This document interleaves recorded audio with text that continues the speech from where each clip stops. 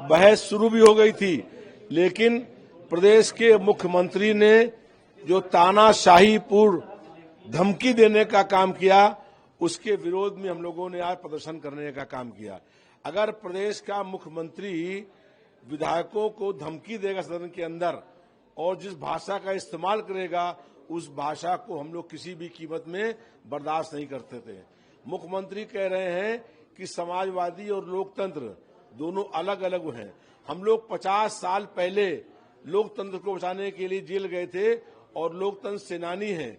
Samajwadi party संघर्षों के कोख से पैदा हुई है और अगर प्रदेश के मुख्यमंत्री अब शब्दों का इस्तेमाल करेंगे तो किसी भी कीमत में हम लोग उसे बर्दाश्त नहीं कर सकते हैं और सड़क से लेकर के विधानसभा के अंदर तक संघर्ष करने का काम करेंगे। सर, एक और जो खबर आ रही है वो फतेहपुर से खबर आई है। फतेहपुर में एक वहाँ पे पहुंचा, कई हिंदूवादी संगठन वहाँ पहुंचे तो पुलिस के द्वारा बैरिकेड से रोका जाना चाहा, लेकिन फिर वहाँ पे दो एक्सचेंज ऑफ वर्ड्स और फिर वहाँ पे थोड़ा सा अस्थायी माहौल हुआ।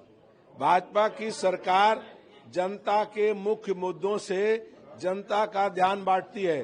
वो नहीं चाहती है कि महंगाई, बेरोजगारी, भ्रष्टाचार, बढ़ते हुए अपराध और जो ध्वस्त हो रही स्वास्थ्य सेवाएं हैं, बंद हो रहे स्कूल हैं, इस पर कोई बहस हो। इसलिए वो धर्म के नाम पर हिंदू मुस्लिम को लड़ा करके सत्ता में बनी रह जाती है। हम लोग भारतीय जनता पार्टी के हर इस जुल्म और अन्याय का विरोध करने का काम करेंगे। सर, अभी देखा गया कि दिल्ली में जो आज एक मार्च हो रहा था इंडिया गठबंधन के, उसमें राहुल गांधी और तमाम लोग शामिल थे, उन सबको रोका गया है। SIR के खिलाफ के मार्च था। अखिलेश यादव को देखा गया बैरिकेड बांधा, फिर कई नेताओं को उसमें आज डिटेन भी कर लिया है पुलिस ने। आज दिल्ली में इंडिया गठबंधन का मार्च था। उस मार्च के दौरान समाजवादी पार्टी के राष्ट्रीय अध्यक्ष माननीय अखिलेश यादव जी विपक्ष के और सभी नेताओं को रोकने का काम किया और अखिलेश यादव जी को वहां उन्होंने गिरफ्तार कर लिया। हम लोगों ने सदन के अंदर ये नारेबाजी करी कि अखिलेश यादव जी को तत्काल रिहा करने का काम हो। भारतीय जनता पार्टी तानाशाही तरीके से, जुल्म और अन्याय से जनता की आवाज दबाना चाहती है। हम लोग सड़क से लेकर के सदन तक भाजपा के जुल्म और अन्याय के खिलाफ संघर्ष करने का काम करते रहेंगे।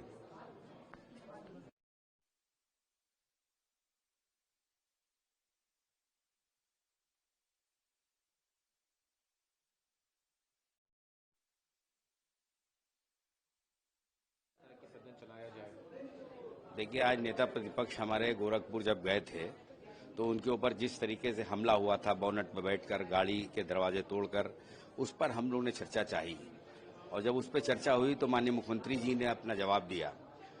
जवाब संतोषजनक नहीं था, इसलिए आज हम लोगों ने बहिर्गमन किया। आज की लगातार हमारे नेता आदरणीय अखिलेश यादव जी को जिस तरीके से लोकतांत्रिक अधिकारों के लिए जब वो चुनाव आयोग जा रहे थे SIR के मुद्दे पर, तो उनको गिरफ्तार कर लिया गया। आज बहुत सारे मुद्दे हैं। फतेहपुर में जिस तरीके से 300-400 साल पुराना दरगाह जो मकबरा था उसको तोड़ दिया, जबकि वो सील था, पुलिस मूक दर्शक बनी खड़ी रही। हम उसको सदन में नियम 56 में उठाएंगे।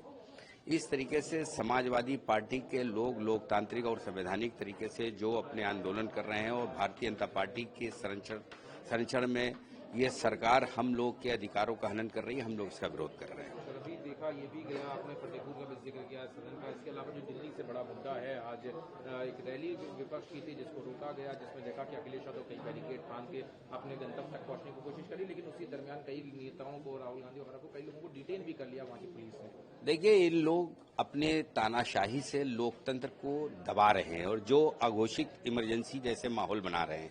हम लोग सड़कों पे, सदन में, जहां जहां हम लोग को लोकतांत्रिक अधिकार है, संवैधानिक अधिकार है, उसका प्रयोग करके, उपयोग करके हम इनकी इस तानाशाही को उखाड़ फेंकने के लिए संकल्प के साथ हम लोग अपने आंदोलन को और आगे बढ़ाएंगे।